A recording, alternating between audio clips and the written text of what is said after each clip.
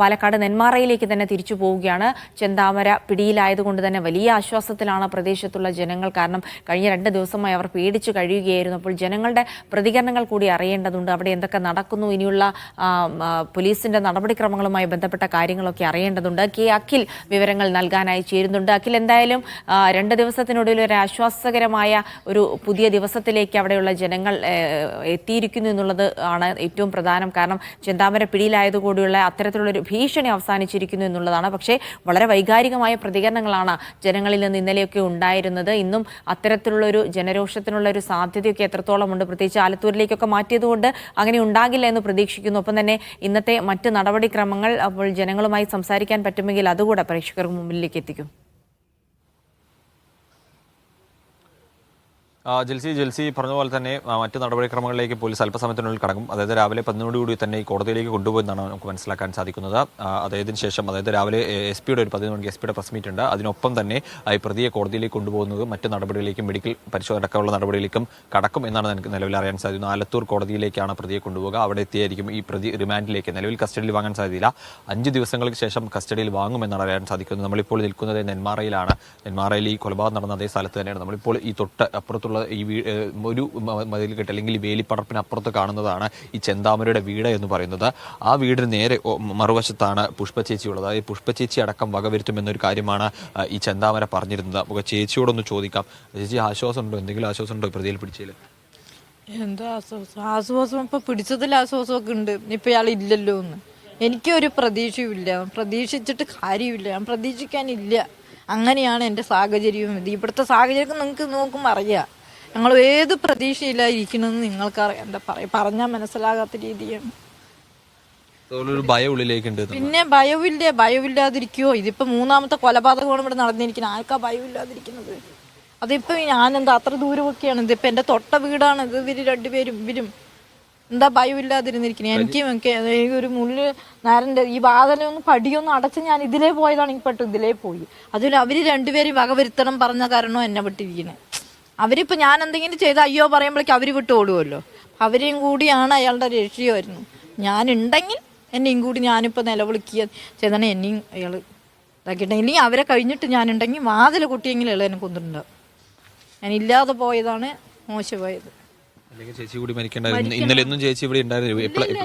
ഇപ്പോഴാണ് ഞാൻ വീട് കൊച്ചും പെണ്ണ് ഇന്നലെ സ്കൂളിൽ പറഞ്ഞയച്ചിട്ടില്ല. ഇന്ന് പറഞ്ഞയക്കട്ടെ, യൂണിഫോം ഒക്കെ എടുക്കാൻ വേണ്ടി വാതിൽ പൂട്ടി അവൾ താക്കോലും കൊണ്ടുപോയി ഇരിക്കണ്ടമ്മ പറഞ്ഞിട്ട്. അവൾക്കാണ് ഇപ്പോൾ ഒരുപാട് പേടി. 6ാം ക്ലാസ്സിലല്ലേ. അച്ഛനില്ല, അമ്മ മാത്രം ഞാനുള്ളൂ. ആ കുട്ടികൾക്ക് അച്ഛനും ഇല്ല അമ്മയും ഇല്ലാതാക്കി. ഇനിയിപ്പോൾ അവരെന്ത് പ്രതീക്ഷയിൽ കുട്ടികൾ 2 പെൺകുട്ടികൾ അവരിന് കെട്ടിച്ചു കൊടുത്താണ് ഒന്നുള്ളൂ. ആ കുട്ടി എങ്ങനെ വരും? അച്ഛമ്മ ഉണ്ടെങ്കിൽ ഒരു സമാധാനത്തിൽ വരിക. അച്ഛമ്മയുണ്ട് ഇവർത്തെങ്കിലും വന്ന് വീട്ടിലെന്തെങ്കിലും ഒരു നേരം ഇരിക്കുക. അച്ഛമ്മയും ഇല്ല. പേടിയുണ്ട്. ഇയാൾ ഇന്നിപ്പോൾ ജയിലിൽ ചാടി. അയാൾക്ക് ആ വെറി മാത്രമേ ഉള്ളൂ. കൊല്ലണം എന്നുള്ളൊരു ചിന്ത മാത്രമേ ഉള്ളൂ. എല്ലാവരും അത് അവരുടെ കുടുംബത്തിൽ ആരും അയാൾ വകവരുത്തില്ല. ഈ പുറത്തുള്ള ഞങ്ങൾ 2 പേരെയും വകവരുത്തിയിട്ടേ ഉള്ളൂ. വകവരുത്തുകയുള്ളൂ പുറത്തുള്ളവർക്ക് മാത്രം. വെറുതെയാണ് അയാൾ പറയണതൊക്കെ ഞാൻ ഇവരെ കൊല്ലുന്നു. കൊന്നതിപ്പോൾ അവർ വീട്ടിൽ 3 പേരിനെ കൊന്നിരിക്കുന്നത്. അവർ പുറത്തുള്ള എന്താ ഒരു അമ്മ എൻ്റെ അമ്മ ഇപ്പം പറയണ പോലെയല്ല. ബിന്ദു ഉണ്ടാ ഒരു കൊടുവാൾ കൊണ്ട് രാവിലെ കാണിച്ചിട്ടുണ്ട് അയാൾ കൊന്നാ. അയാളെ കൊടുവാളെടുത്തോ? ഉപയോഗിച്ചത് ഇവരുടെ മുന്നത്തെ ആ 70-75 വയസ്സാ തള്ളൻ്റെ അതിലേക്കാണ്. അതെന്താ ചെയ്തില്ല? സ്വന്തക്കാർ ബന്ധുക്കാർ മകളാണ്. അതൊക്കെ വെറുതെ. നാട്ടുകാരൻ അയാൾക്ക് അയാളെ എന്താ പറയുക വാശി തീർക്കണം, അയാളെ കലി തീർക്കണം. അയാൾ മൃഗത്തിനെയും കാട്ടി ആനനെയും കാട്ടി മൃഗമാണ് അയാളായിപ്പോൾ.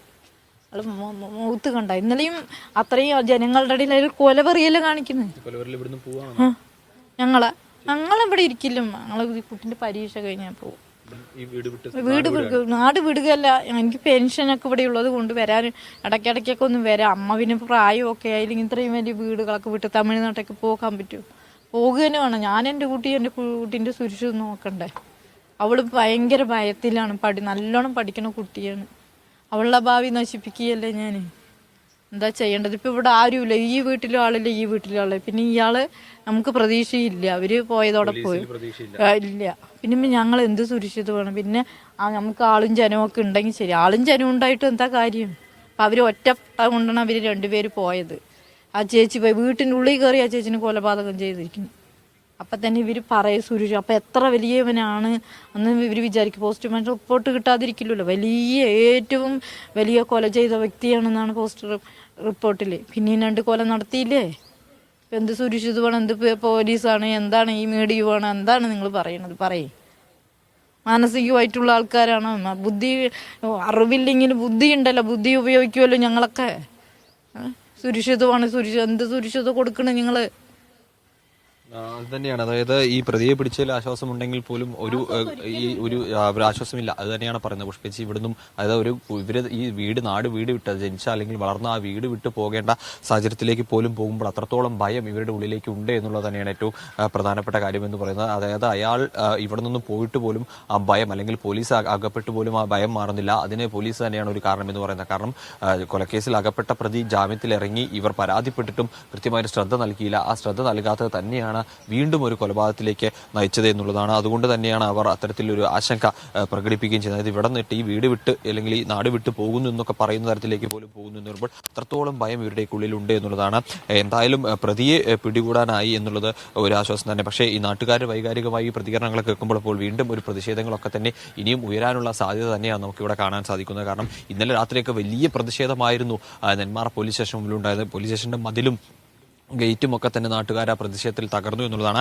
അതിനൊരു പരിധിവരെ പോലീസും കാരണമായിരുന്നു. കാരണം പോലീസ് ലാത്തിച്ചാർജ് വീശി പെപ്പർ സ്പ്രേ അടക്കം ഉപയോഗിച്ചു. ഇത് എന്തിന് പെപ്പർ സ്പ്രേ ഉപയോഗിച്ചു എന്ന കാര്യമൊക്കെ അവിടെ നിൽക്കുകയാണ്. കാരണം ഈ ആളുകൾ വൈകാരികമായി പ്രതികരിക്കും. അതിന് ഈ രീതിയിലാണോ പോലീസ് പ്രതികരിക്കേണ്ടതുണ്ട് എന്ന് വലിയൊരു ചോദ്യം കൂടി അവിടെ നിലനിൽക്കുന്നുണ്ട് എന്നുള്ളത് തന്നെയാണ്. എന്തായാലും അതായത് ഇപ്പോൾ സംസാരിച്ച പുഷ്പ എന്ന് പറയുന്ന ആ സ്ത്രീയുടെ വീടും ഒപ്പം തന്നെ ഇന്നലെ കൊലപാതകം നടന്ന വീടും അത് അടുത്തടുത്താണോ? തീർച്ചയായും ജിൽസിക്ക് അത് കൃത്യമായി തന്നെ വിഷയിലൂടെ കാണിച്ചു തരാൻ കഴിയുന്നു. ഞാനിപ്പോൾ ഈ നിൽക്കുന്ന ഇതാണ് ഈ ചെന്താമര എന്ന് പറയുന്ന ചെന്താമരയുടെ വീടാണ് ഇപ്പോൾ ഈ ദൃശ്യങ്ങളിൽ കാണുന്നത്.